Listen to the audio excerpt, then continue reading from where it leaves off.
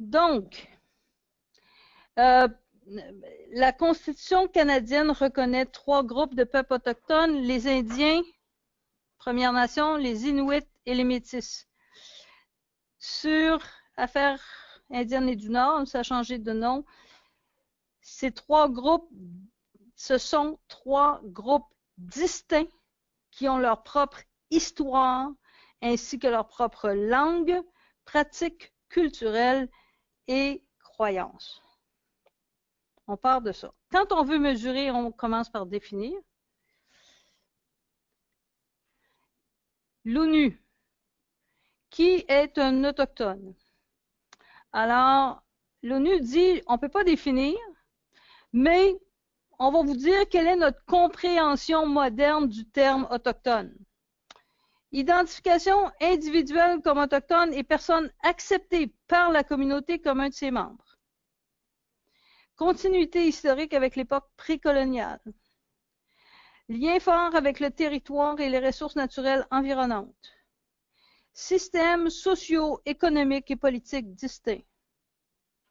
Langue, culture et croyances distincts. Constituent des groupes non dominants de la société. Sont résolus à maintenir et reproduire leur environnement et systèmes ancestraux en tant que peuples et communautés distinctes. Ce qui est commun à ces plus ou moins définitions, c'est qu'on trace une espèce de frontière où il y a des autochtones et des non-autochtones et il n'y a pas de mouvement entre les deux. Je lisais la définition de l'ONU, puis je disais, bon, sont résolus à maintenir et reproduire leur environnement et systèmes ancestraux en tant que peuple et communauté distincts. Donc, si je vous disais, un Québécois, c'est une personne qui vit dans un village, porte une ceinture fléchée et est déterminé à maintenir l'agriculture familiale. Vous direz, ça n'a pas de sens. Là, c'est un peu ça qu'on fait. On définit qu'il y a des gens, il y a une espèce de grosse frontière et un groupe de personnes qui, dès qu'ils décident, par exemple, de ne plus être un groupe non dominant, cesse des Autochtones, ça n'a pas vraiment de bon sens. Maintenant, de là, on part à comment on va mesurer ça. Alors, la définition au StatCan, en gros, de population autochtone, personne qui soit déclare avoir des ancêtres autochtones, soit s'identifie comme autochtone, soit est un Indien inscrit ou est membre d'une bande. Dans toutes les recherches depuis plusieurs années, tout le monde a tendance à utiliser l'auto-identification, self-report en anglais, qui est ce qui est recommandé par l'ONU. Donc, dans la pratique, c'est ça qu'on utilise, mais on ne s'est pas encore vraiment entendu sur qu'est-ce qu'était un autochtone. Si j'apprends qu'un de mes ancêtres lointains, un grand-parent, un arrière-grand-parent est autochtone, est-ce que je devrais le mentionner dans la question sur les origines? La question dit très clairement,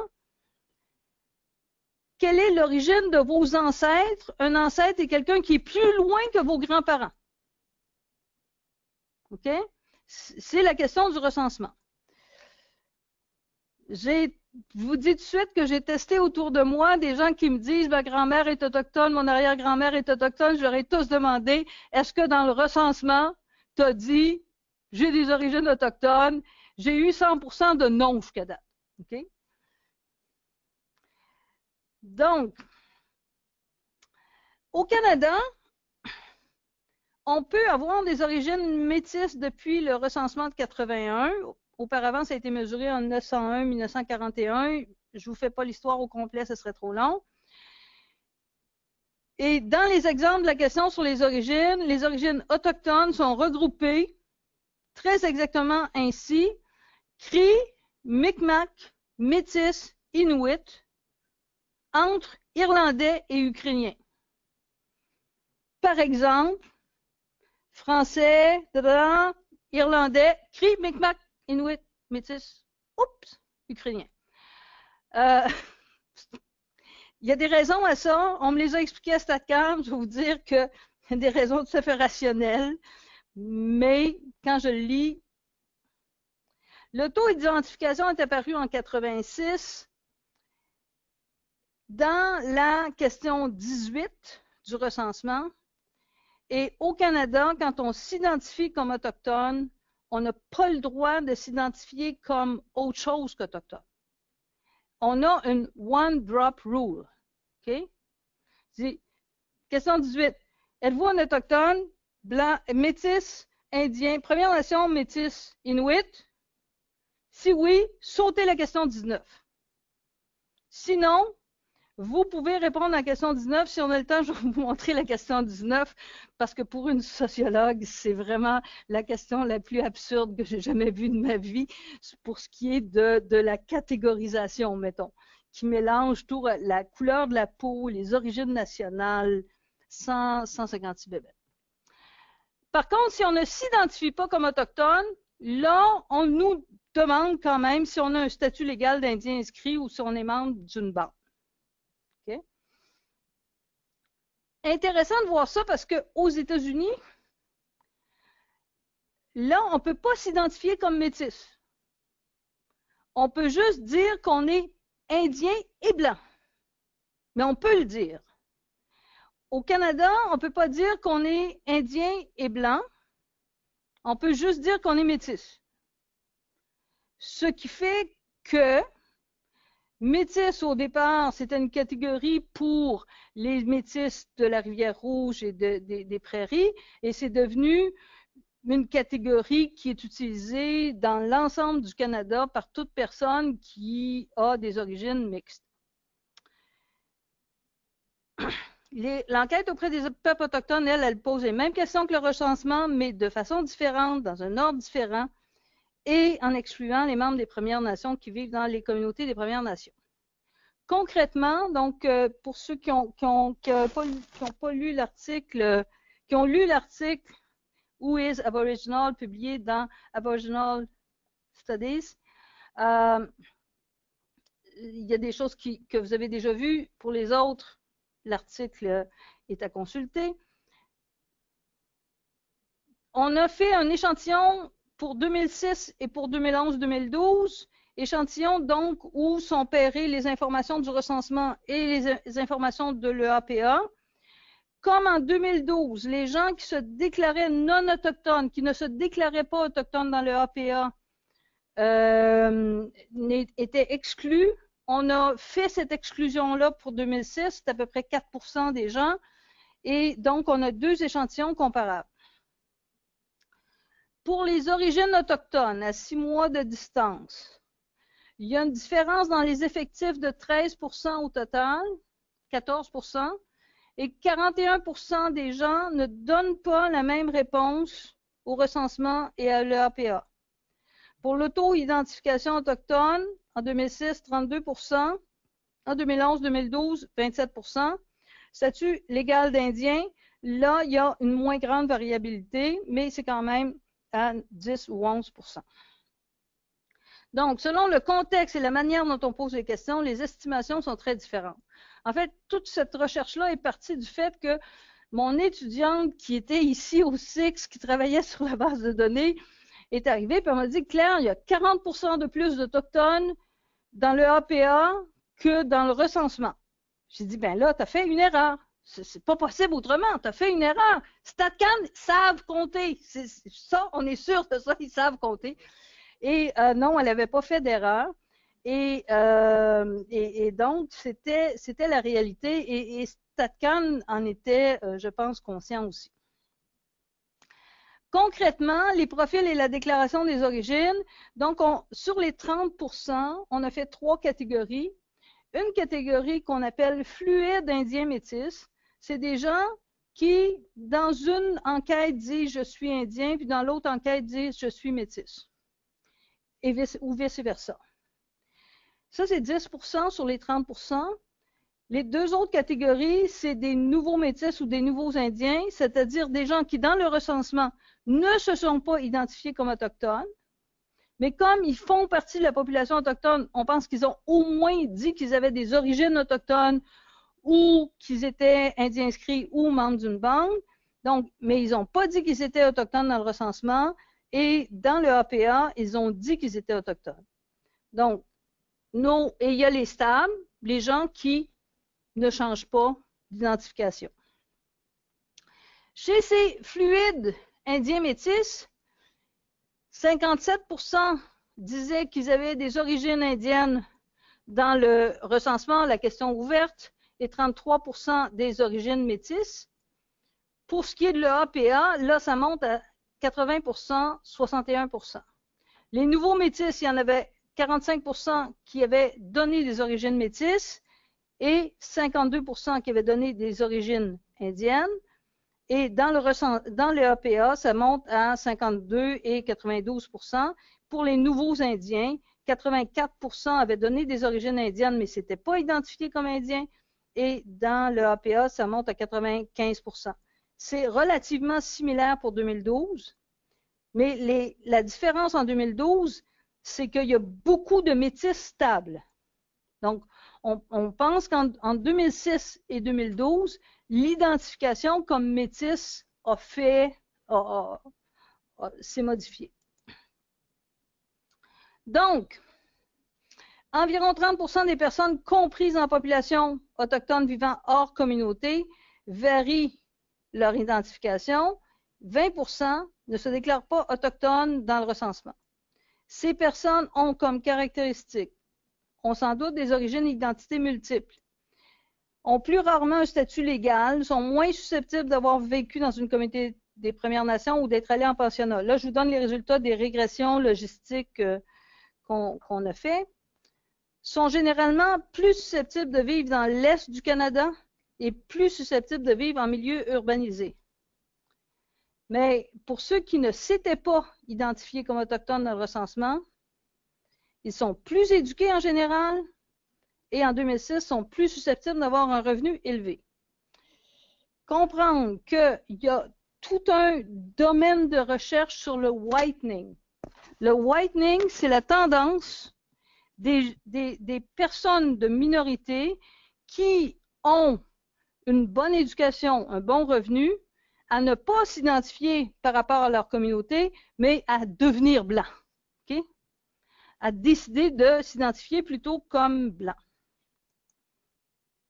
Donc, pour la mesure, tout le monde a adopté la solution de l'auto-identification. C'est la seule mesure, dans le fond, synthétique et simple qu'on a. Par contre, on doit être conscient que cette déclaration sous-estime le nombre de personnes susceptibles de s'identifier comme autochtones et que ceux qui ne s'identifient pas comme autochtones dans certaines circonstances ont des caractéristiques particulières. Souvent plus éduqués, plus riches, plus urbains, des origines multiples, et ils proviennent de régions où le métissage a été très important dès l'arrivée des premiers colons au 17e siècle. Ce que ça veut dire, c'est que quand on fait des comparaisons autochtones-non autochtones, utilisant les données du recensement, mais encore plus utilisant les données de l'EAPA, par exemple, on booste les différences. Parce que si on fait des comparaisons, par exemple, sur l'éducation, sur le revenu, les plus éduqués et ceux qui ont un meilleur revenu sortent de la catégorie, décident de ne pas s'identifier. Alors, il y avait mon étudiant qui travaille maintenant au SIX qui avait eu cette boutade. Est-ce que ça tente d'envie d'être un problème? C'est comme, est-ce que on a toujours envie de s'identifier comme autochtone? Donc, première partie, on travaille avec des catégories floues et une chose est sûre, si on dit qu'il y a une frontière, il y a des autochtones, des non-autochtones, et c'est pas vrai. OK? Oui, je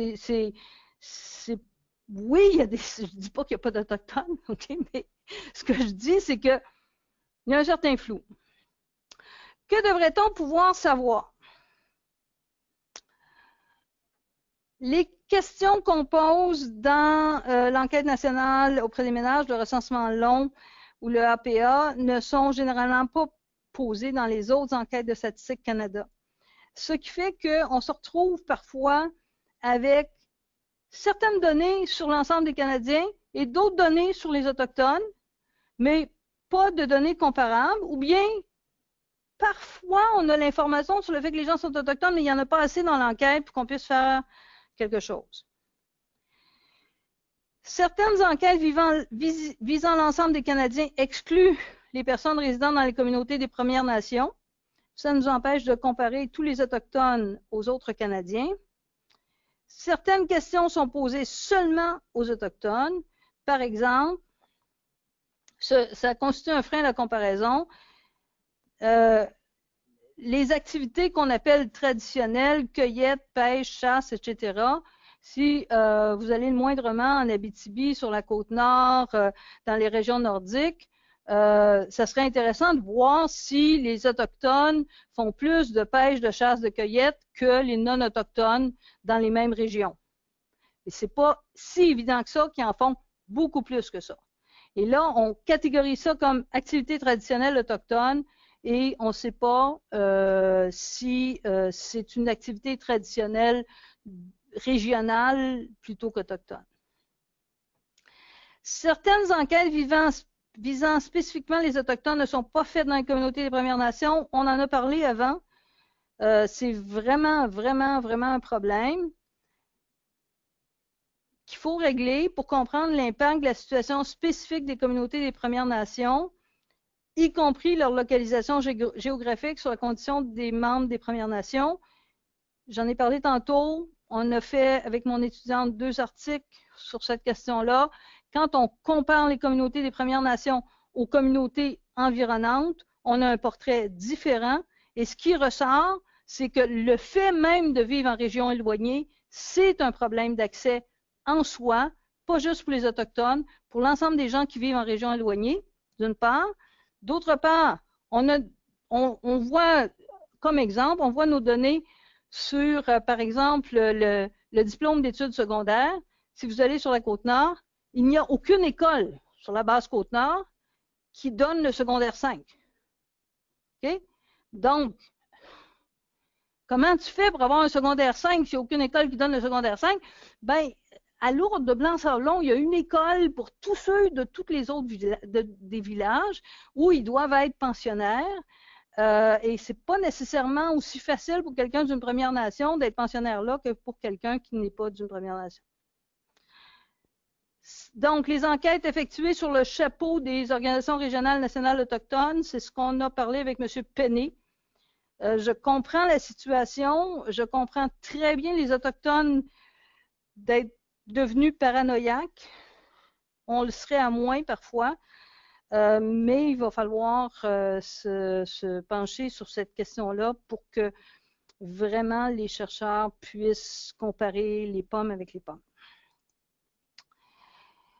Maintenant, Alima va vous parler de son expérience avec l'enquête auprès des peuples autochtones et l'éducation. Donc, je vais rapidement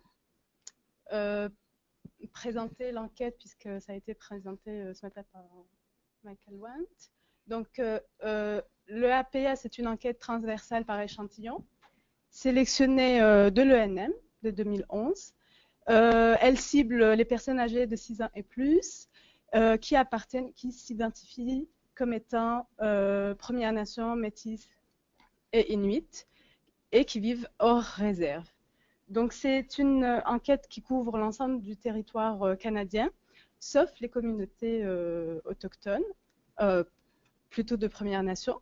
Et puis, sa spécificité, c'est que c'est une enquête qui détaille beaucoup sur la section éducation et l'emploi, mais particulièrement l'éducation qui est quand même assez intéressante. Elle traite aussi d'autres thèmes comme la mobilité, l'utilisation de la langue autochtone, les activités traditionnelles, le revenu et le logement. Donc rapidement, on va voir un peu la structure du questionnaire. C'est juste pour donner quelques éléments parce qu'on va parler un petit peu de la section qui est dédiée à l'éducation. Donc on a l'identification des autochtones, donc l'identification autochtone, la composition du ménage, la mobilité résidentielle, ensuite l'éducation qui est subdivisée en 4 sous-sections. Donc on a ED1 qui questionne en fait les élèves, pas les élèves mais plutôt les parents, donc d'élèves de première jusqu'à la 6e année. ED2 qui concerne ceux qui sont en secondaire, mais qui sont actuellement, c'est-à-dire au secondaire en la 7e année et la 12e année. Les ED3 qui sont les décrocheurs et les finissants du secondaire. Et puis pour finir, les ED4, la section ED4 qui représente les répondants âgés de plus de 45 ans. Puis, on a la langue aussi autochtone, la fréquentation des pensionnats, l'activité sur le marché de travail et la santé qui sont 2 grandes sections assez importantes aussi, et les activités traditionnelles, le revenu, le logement comme on vient de le voir.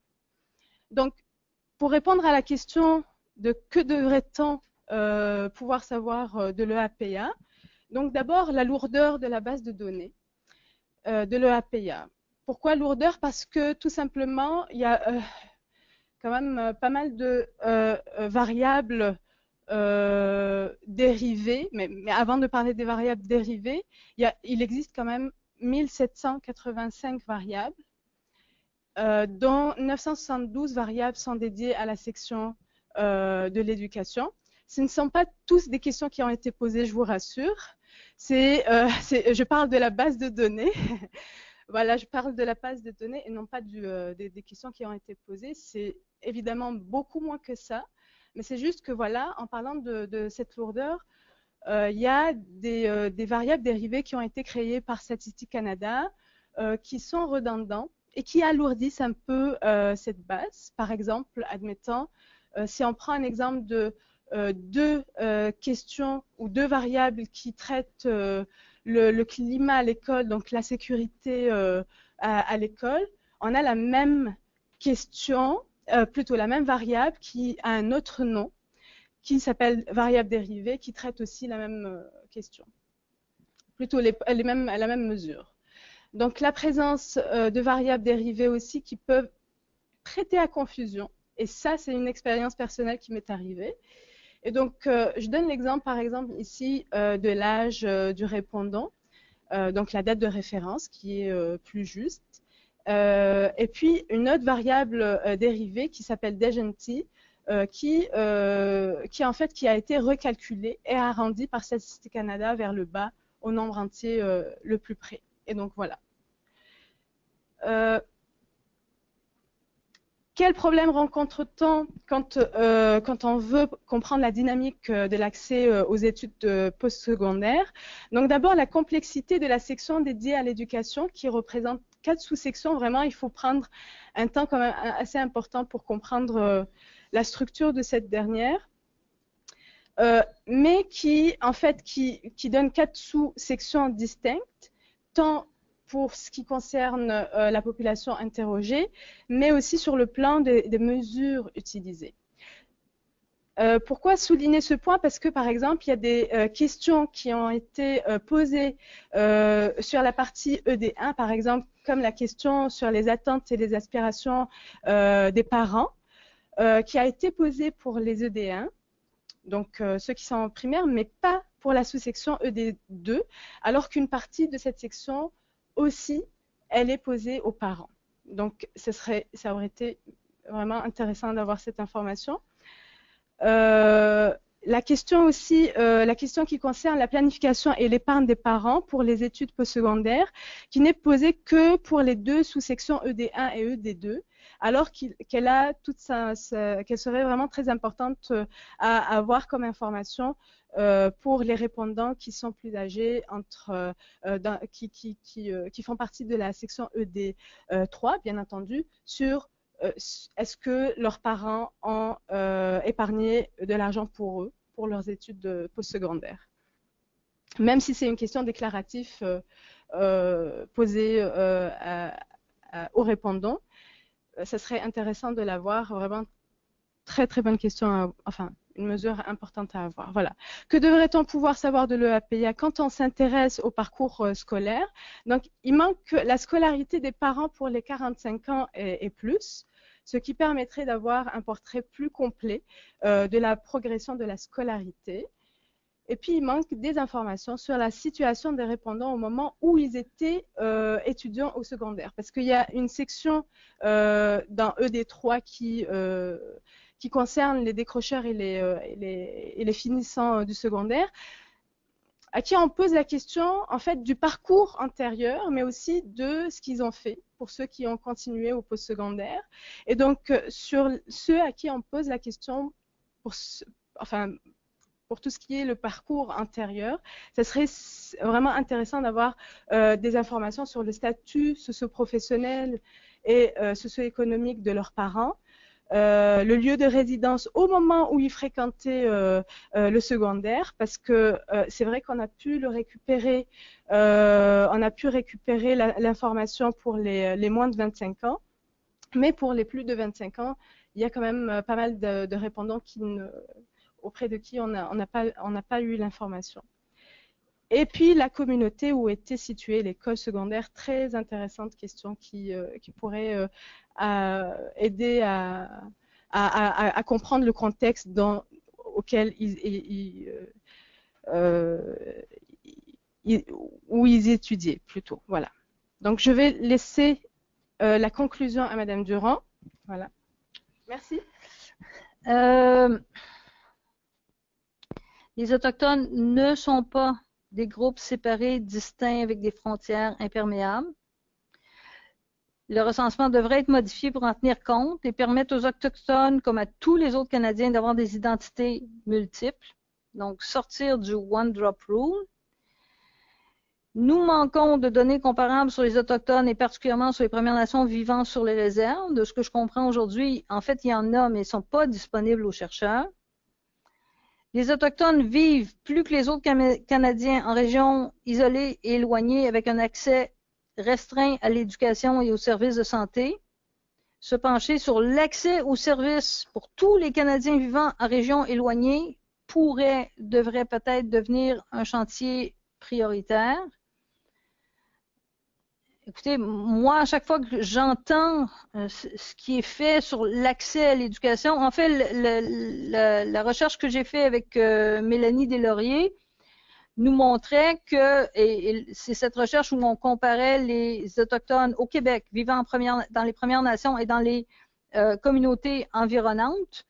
Et ce que ça nous donnait, c'est que, à éducation égale, les Autochtones n'ont pas de déficit au plan de l'emploi.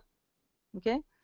Donc, mais ils ont un déficit pour ce qui est de l'accès à l'éducation.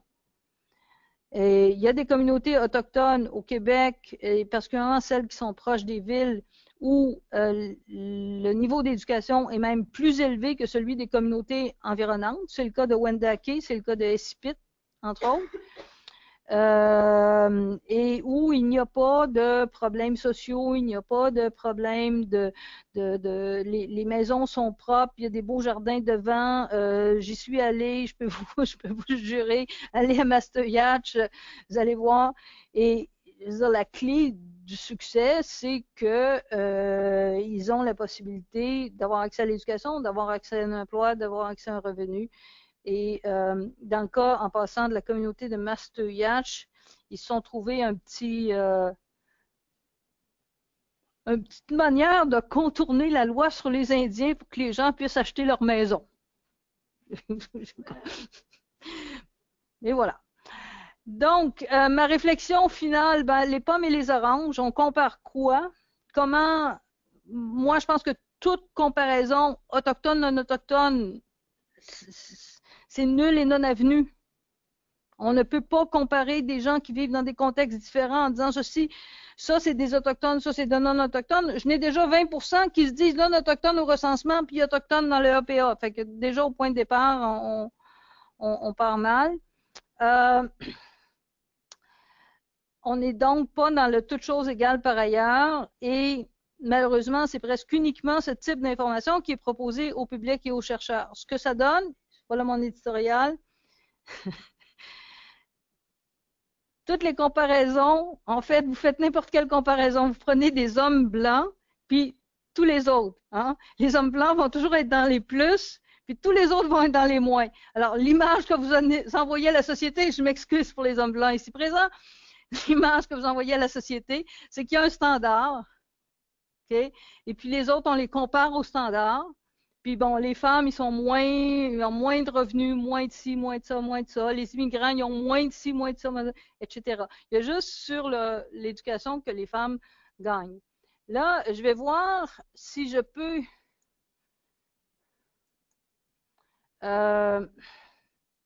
je voulais juste, pour terminer, je ne sais pas si on peut pas le prendre. Ouais. CTRL-C. Alors, au final, si j'ai encore une minute, je vais vous montrer ceci, qui est le questionnaire du recensement. Et donc, 18, cette personne est-elle un autochtone? Si non, pas un autochtone, continuez la question suivante. Si autochtone, passez à la question 20. Donc, on ne peut pas répondre à la question 19. Mais les catégories de la question 19, pour moi, quand même, dépassent l'entendement. Blanc, sud-asiatique, chinois, noir, philippin, latino-américain, arabe, asiatique du sud-est, asiatique occidental, coréen, japonais.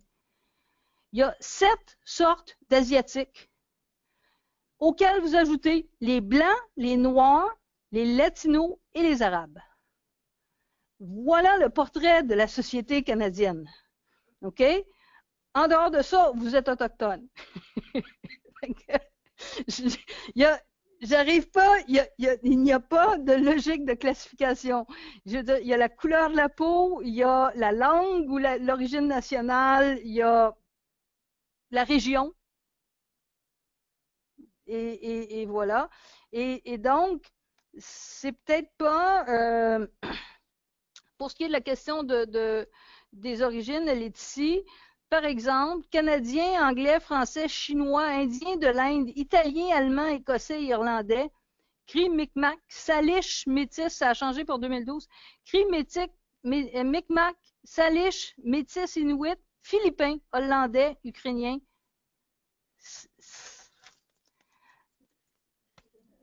Et donc, ce qu'on a, c'est des gens qui se sont dit autochtones après, mais qui n'ont jamais pensé à mettre une origine autochtone dans l'affaire des ancêtres. C'est à l'inverse des gens qui ont mis une origine autochtone dans les ancêtres, mais qui après ont dit non, je ne suis pas autochtone, parce que si je suis autochtone, je ne peux pas être blanc. C'est un peu ça. Et donc, voilà mon... c'est ça. C'est tout.